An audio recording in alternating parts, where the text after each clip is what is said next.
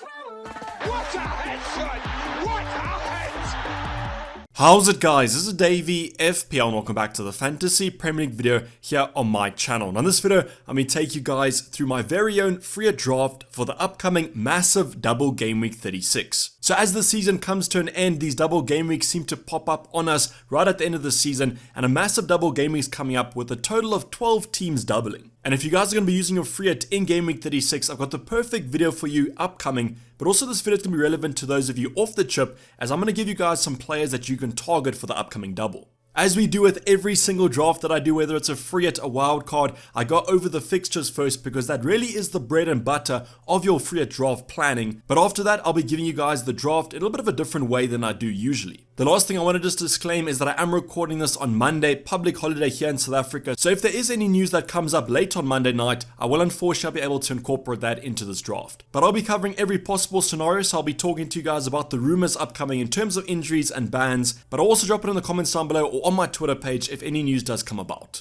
So if you guys are looking forward to my free hit draft, sit back, relax, and let's get straight into it. So starting off with the double game week 36 fixtures, I'm going to be covering all 12 teams that do double in this upcoming game week. As I always say, going over the fixtures, doing a little bit of analysis on them is always integral to any planning for your drafts, and therefore I'm going to be going over team by team and telling you what I think about their fixtures. Now, I also just want to say that I have given my own ratings. A green fixture, as usual, is a good fixture. A white fixture, kind of a mediocre, a meh fixture. Then a red is going to be a bad fixture. And these are my own interpretations, and you guys can kind of do your own rankings, and they might disagree with mine. But a team that I definitely don't think will disagree on getting is going to be the Liverpool Assets, and they have Spurs at home and Aston Villa away, and these are relatively good games in my opinion. Now the Spurs game has the potential to be an upset, and that'll be quite disheartening to us Liverpool fans in the title race, but Spurs are currently picking up form, at least in game week 35, but before that they weren't playing too strong. So from a defensive point of view and attacking point of view, the Liverpool Assets are always quite good, and that Aston Villa away game will be the one that I think you guys are going to target, and therefore this wouldn't kind of hinder me bringing in 3 Liverpool Assets. We're then going to move on to the opposite end of the spectrum. The Watford Assets are the only thing I will say about Watford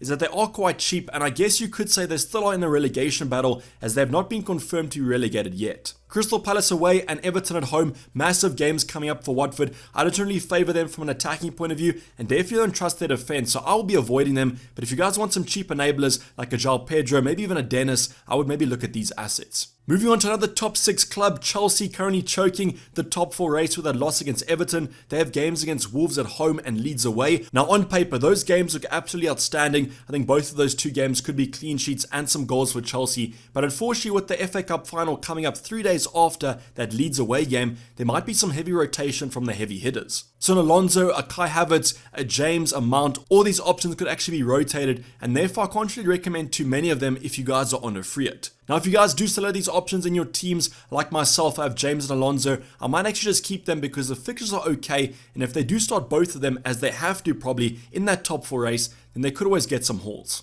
But it is quite tough with that rotation, therefore if you guys want to take the risk, 100%, but I would probably be away from them on a free hit. Another team that I might be avoiding on a free hit is going to be the Spurs Assets. I mentioned that in game week 35 they look quite strong. I personally captain Heung-min Son, got me 2 goals, an assist and 3 bonus points, so great form from his point of view. But I just think with Liverpool away and Arsenal at home, I can't really recommend too many of them unless you guys think they'll do quite well. But I think in terms of a free hit, the chip where you can choose the players you want, I think I would avoid the Spurs Assets just because those games are quite tough, and I think you almost have to roll the dice on them not doing well. Then North London rivals up next, Arsenal, Leeds at home, and then they travel to Spurs away. So that North London derby could go either way, but that could be also a cagey one with both teams fighting for the top 4. We then have Leeds at home for Arsenal, a team that has been sucked into the relegation battle, and therefore with that Arsenal side, won't recommend the defenders, but from an attacking point of view, Saka and Nketiah look quite strong. Those 2 options are also quite cheap, so there's no reason to not include them on a free hit, and as I said, the form is there and the stats do back them up. Now moving on to the right hand side, we've got Norwich, a team that has officially been relegated, so I do apologize to you Norwich fans. Hopefully you guys can come up next season winning the championship and so on and so forth. But in terms of the game week 36 fixtures, West Ham at home and Leicester away, both sides might rotate that first game because of the European football, West Ham being in the Europa and Leicester being in the Conference League, but I just can't really recommend too many Norwich assets unless it's maybe a Timo Pukki in that forward line. Aston Villa team that non-free hitters will have a lot of their players, Coutinho, Watkins, cash, because of that double-double. I think this double in 36 might be slightly worse than the 37 double. Burnley away is a perfectly fine game, but that might be quite a cagey one, especially because it is an away game, and Burnley are right in the mix of that relegation battle. Then Liverpool at home. Liverpool is never a great fixture. However, in previous games, Aston Villa have actually done quite well against them. But it's a little bit of a hit or miss here. Burnley could be a great game, Liverpool might not be, and therefore it's hard to recommend too many of these assets, with other double game week 36 fixtures looking quite stronger. Talking about those strong fixtures, Leicester up next with Everton at home and Norwich at home. Finally, 2 home games for a double game week 36 team, and these two teams are simply shocking. Now, Everton did get the win against Chelsea, and I do think that'll be quite a close one, but I mean, if Leicester do score early on, that could be quite a high scoring affair, but with Everton having to win or at least draw, this might be a cagey one. Norwich at home, though, is the game that you guys should be targeting because Norwich is simply relegated. I don't think they'll put up too much fight against Leicester, and depending on the result this midweek, or at least on Thursday in that Conference League, they could want to get some confidence for that final, or they might just want to put on a good show for their fans. The nice thing to note though is that Everton game is a slightly more cagey one in my opinion, and therefore there probably will be some rotation after that Thursday night game, but then you simply should get the full starting 11 for the Norwich game, where I think they'll score a few. We then can move on to Everton, a team that we've spoken about a lot, kind of other teams playing them, but Leicester away and Watford away, 2 away games there, but with Everton needing to win games and their attackers being slightly better than the other relegation rivals, I do think they should get out of that relegation zone quite easily. That Leicester away game might be quite tough, and that's why I've rated it as a white fixture, but that all depends on what side Rodgers does pick, but that Watford away game is simply prime, and as I mentioned, don't trust that Watford defence, so I do think a Richarlison, or maybe even Anthony Gordon could do quite well against them. I think Everton might be a side that I do punt on from a defensive and an attacking point of view. As I've mentioned, they have to win, and if they could grind out that result against Chelsea, they can against Leicester and Watford. The last team is going to be Leeds, and they kind of rival Spurs with the worst fixtures for double game week 36. They have Arsenal away and Chelsea at home, and both these two games are going to be quite tough for them. But like most sides with double game week 36 fixtures, they are also in the relegation battle, and therefore I do worry about their chances of survival. But with Rafinha up their sleeve, they might be able to get 1 or 2 results in double game week 36. But other than the Brazilian, I don't think I'll be going for any Leeds assets, as you saw defensively against Man City, simply terrible, and from an attacking point of view, they aren't really scoring as many goals as I would like. We then can move on to the 2 fixtures that were announced slightly later than the other fixtures, and that was because of that Man City double and its placement. So Man City's game against Wolves away has been moved to double game week 36, and therefore Man City have a double of Newcastle at home and Wolves away, which are simply 2 prime fixtures in my opinion. In terms of the defense, I can see a clean sheet against both of these 2 sides. Newcastle Wolves don't really score that many goals, and from an attacking point of view, they might not score as many as they would like, but I still do think that De Bruyne Foden could be on the receiving end of some attacking returns. The only thing, as we always say about Man City, is the prediction of who's going to start. With the Champions League against Real Madrid coming up on Wednesday, there might be some rotation there, but depending on that result, we might see a heavily rotated squad against Newcastle. But as with Liverpool, they are still in the title race, so the rotation won't be that strong, and let's face it, if Man City play their entire bench, it's still a relatively respectable starting 11. So I think Man City are definitely a team to target. I think you wait as long as possible to get as much info as possible after that Real Madrid game, because that will give us some insight into the probabilities of a player starting both games. Finally, we have Wolves, who definitely, I think, have the worst fixtures in double game week 36, beating Spurs, beating Leeds. They have Chelsea away and Man City at home. 2 very bad games in my opinion. Chelsea have to win that Wolves fixture, and I just don't think that Wolves will have the capacity from a defensive and an attacking department to get results against either of these 2 teams. But that's going to wrap up the talking points about the fixtures. We did a little bit of analysis here, defensive, attacking options. Now let's get into the actual draft, and as I said, I'm going to do it slightly different to how I usually do it.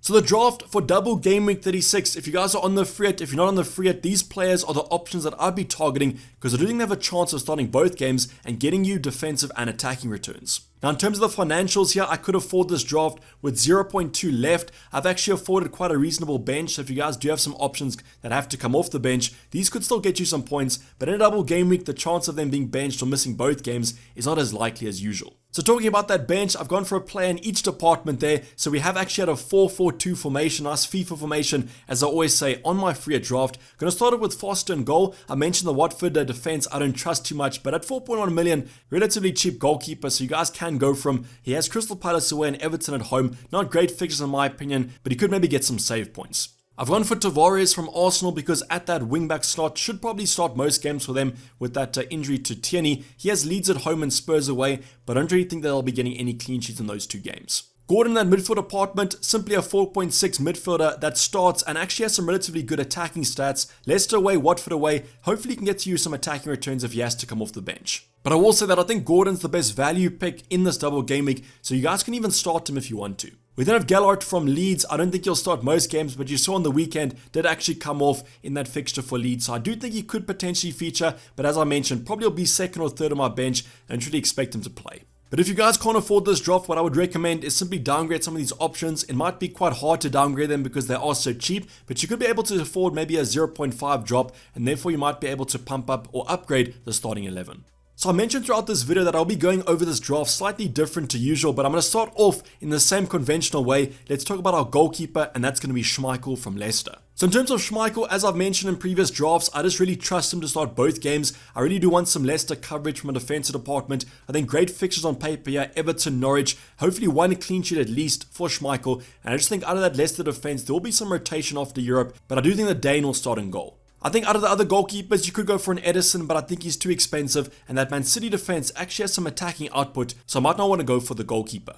But now as we kind of switch up how I'm going to be talking about this free draft, I'm going to basically show you guys how I created this draft, as I think that might be quite helpful when you do your own. So let's start off with the teams to target. So the first team, a little bit of a no-brainer there, it's going to be the Liverpool assets, and I've gone for 2 defenders and 1 attacker. The 2 defenders are going to be Trent and Robertson, and the attacker is going to be Mo Salah, and I think these 3 options kind of pick themselves. Trent, Salah, I'm not going to talk about them because simply outstanding assets currently. Trent had his rest against Newcastle, so I'm not really worried about him for the rest of the season, but that's where we come to Andy Robertson. So Klopp came out and actually said that Tsimikas deserved to start against Newcastle, but he was kind of worried about rotating both fullbacks when they still had to win the game. So what this does tell me is that Tsimikas probably will start one of the games, at least in game week 36, but what you guys have to watch out for is the Tuesday night game against Villarreal. So what some people are saying is that Tsimikas will start against Villarreal, then obviously Robbo gets his rest and should be fine for game week 36. But if Robbo does play against Villarreal, I think I might go for another asset like a Matip just to secure those 2 starting places. So that's all you guys have to kind of worry about. If Robbo does start against Villarreal on Tuesday, then you might have some concerns, but if he is benched, he's going to be perfectly fine for the rest of the Prem. The next team to target is also no brainer. It's going to be the Man City assets, and yet again, I've gone for 2 defenders and 1 attacker. The reason for this is I think there's going to be a lot of rotation in that Man City front line, or at least in the midfield department and the forwards, but the defense should be pretty secure. We saw Nathan Ake coming off about the 60-minute mark on the weekend. Is he injured? Is he back? There's been some speculation about that. That opens Zinchenko if Walker and Ake are both out injured, because Zinchenko should start at that fullback spot. But the 2 players I've gone for are Laporte and Cancelo. Cancelo kind of picks himself, but Laporte, you might go for Diaz if you want some more security. I just think that Laporte should be starting now that John Stones out injured. I mentioned when we looked at their fixtures, Newcastle and Wolves, both games I think could be clean sheets, and there always is an attacking threat with these 2 assets. In terms of our attacker of choice, it's going to be none other than KDB, Kevin De Bruyne in that midfield department. Comes in quite expensive, but you guys will be able to see that I can still afford some other good assets. Now KDB had a full rest on the weekend against Leeds, and therefore I think he should be fine for the Champions League and the Prem, and I think Man City always like his creativity in that midfield slot.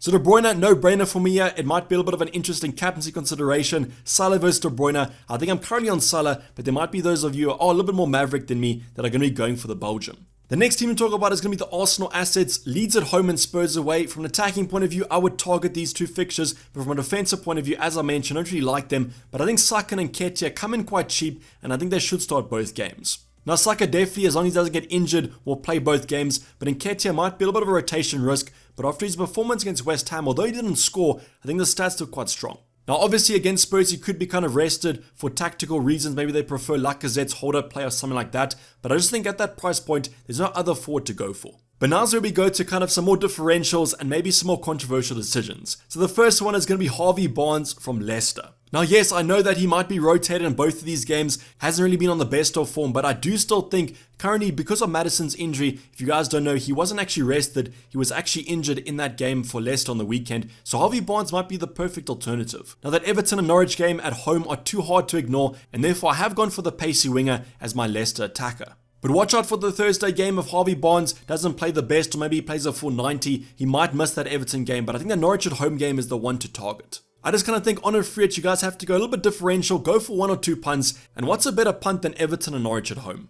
The last option contradicts that with 2 away games, but it's going to be Richarlison from Everton, and he has Leicester and Watford away. Now, the one thing about Richarlison is that he currently could be facing a ban for throwing a flare into the crowd, but to be honest, I don't really think that he will get banned, and I think that process might be quite lengthy. But I think the Everton striker showed this weekend that he is on form, scoring against Chelsea, and I think against Leicester and Watford away, definitely could get on the scoring sheet. So overall, guys, this is going to be my free draft for double game week 36. I think you guys can use this as a template. If you want to downgrade, upgrade someone, be my guest. I just think this 4-4-2 is quite nice, as you are making the best of the best teams and also have 1 or 2 differentials. Let me know in the comments down below what your current free draft is. You guys can roast my draft as usual, but let me know what your concerns are and which players you would include. But this is basically wrap the video, guys. Hopefully you did enjoy it. Please don't forget to like if you did and subscribe if you haven't subscribed yet. I'll be seeing you guys for a team selection tomorrow, then an ultimate guide coming up on Thursday before that Saturday afternoon deadline. But I'm signing off. It's been Dayvy FPL and I'm out. Cheers, bye.